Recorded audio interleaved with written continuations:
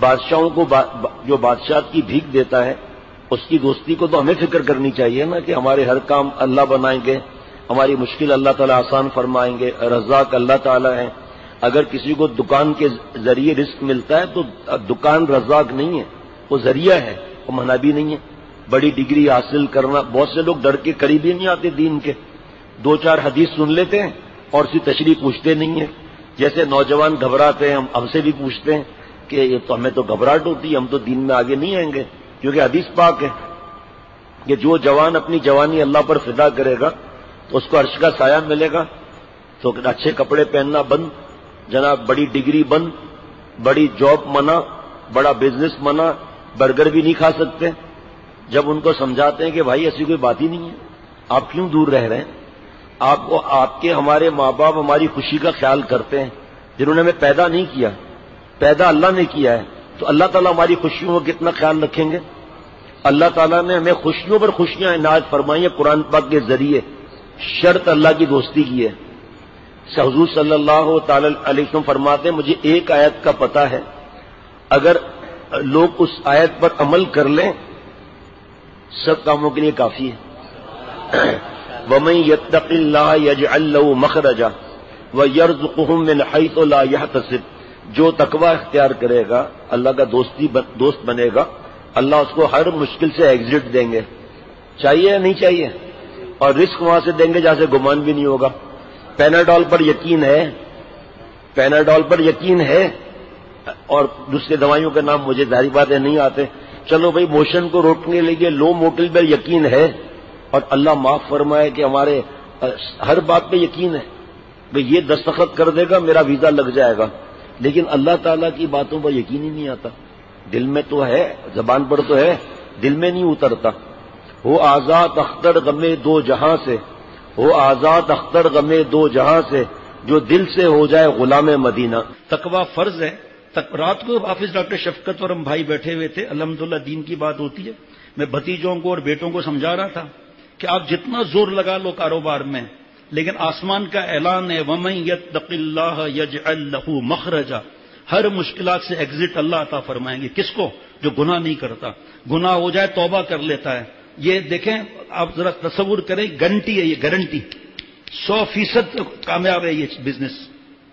وَمَن يَتَّقِ اللَّهَ يَجْعَل لَّهُ مِنْ أَمْرِهِ يُسْرًا، اللہ اس کے کام آسان بنائیں گے تقوی والوں کے۔ سامنے بیٹھے ہیں سید صاحب، کتابیں رکھی ہوئی ہیں، تقریباً 150 200 250 تک کی کتاب مفت میں، اور پردہ عورت کی عفت کا ضامن، اتنی بڑی کتاب خوبصورت چھپی ہوئی، دکھانا ذرا، اتنی خوبصورت کتاب چھپی ہوئی مفت میں، بہت حدیث پاک کی کتاب ہے، بہت خرچہ آیا ہے اس کتاب پر۔ رسول اللہ صلی اللہ تعالی علیہ وسلم کی نظر میں دنیا کی حقیقت، کتنے گھروں میں، دفتروں میں، مساجد میں اس کی تعلیم ہوتی ہے اللہ تعالیٰ کی رحمت سے۔ وہ ان کو کہتے ہیں آپ اس کو پڑھو بھائی، آپ دیکھیں اتنی کتاب ہے مفت، ایک شخص ایسا نہیں آتا جس کو ہم نے یہ کتاب نہ دی ہو اللہ کے کرم سے۔ بھائی اس کو شروع کر دو، اب تعویذوں کا حل اس کے اندر ہے، تعویذ کا حل قرآن پاک میں ہے۔ تعویذ سب سے بڑا تعویذ، آپ فوراً کہیں گے ہاں سب سے بڑا تعویذ تقوی ہے۔ 2 انعام مل گئے، تیسرا انعام وَيَرْزُقُهُ مِنْ حَيْثُ لَا يَحْتَسِبُ، دیکھیے ماشاءاللہ کہیے، نظر نہ لگے، یہ دیکھیں، یہ اب اس کی پرنٹنگ دیکھیے آپ، روزانہ کئی گھروں میں ایک حدیث پاک روزانہ، کئی جگہ پر۔ حضرت انس سامنے کھلایا تو دیکھو نا کیا ہے بھائی، ایسا مزہ آ جائے گا، مست ہو جائیں گے آپ۔ حضرت ابو ہریرہ رضی اللہ تعالیٰ عنہ سے روایت ہے کہ رسول اللہ صلی اللہ تعالی علیہ وسلم نے فرمایا، جو شخص کسی ایسے آدمی کو دیکھے جو اس سے زیادہ مالدار اور شکیل ہو، اس کو چاہیے کہ وہ شخص پر بھی نظر ڈالے جو اس سے کمتر درجے کا ہو۔ یہ حدیث پاک ہے بخاری اور مسلم شریف کی، اور مسلم کی ایک روایت میں یہ الفاظ ہے، اس شخص کو دیکھو جو تم سے کمتر درجے کا ہے، اور اس شخص کی طرف نہ دیکھو جو مرتبے میں تم سے زیادہ ہے۔ ایسا کرنا تمہارے لیے ضروری ہے تاکہ تم اس نعمت کو جو حق تعالیٰ نے تمہیں دی حقیر نہ سمجھو۔ ہم دیکھتے ہیں دنیا میں اپنے سے اونچے والوں کو، پھر تو رشوت چلے گی، سود چلیں گے، ملاوٹ چلیں گے۔ سورہ ہود میں دیکھیں حضرت شعیب علیہ السلام نے کس طرح فرمایا، ناپ تول میں کمی نہ کرو اللہ عذاب ڈالیں گے۔ سورہ ہود میں کتنے انبیاء علیہ السلام کے واقعات ہیں۔ آخر تک روتے رہے، عذاب آنے والا ہے، عذاب آنے والا ہے، عذاب آنے والا ہے۔ اب مان کے نہیں دیتے، اللہ معاف فرمائے۔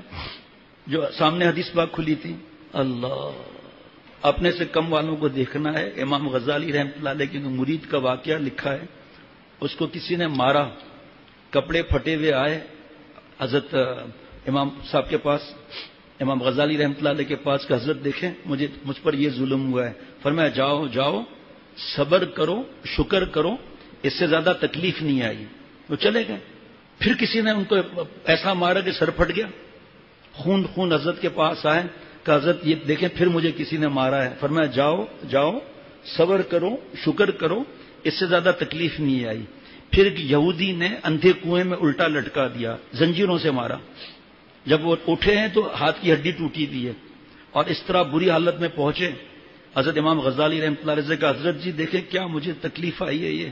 اور میں جاؤ جاؤ صبر کرو، شکر کرو، اس سے زیادہ تکلیف نہیں آئی تمہیں۔ چیخیں نکل گئی کہ حضرت اس سے زیادہ کیا تکلیف ہوگی؟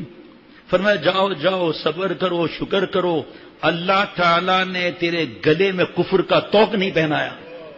شیخ العرب والعجم عارف باللہ حضرت مولانا شاہ حکیم محمد اختر صاحب کی بات سن کر اشش کریں گے۔ فرمایا جب جان بچانا ہو تو مال خرچہ کر کے بھی جان بچاؤ، مال خرچہ کر کے بھی جان بچاؤ، اور جب ایمان کا معاملہ آئے تو جان دے کر ایمان بچا لو۔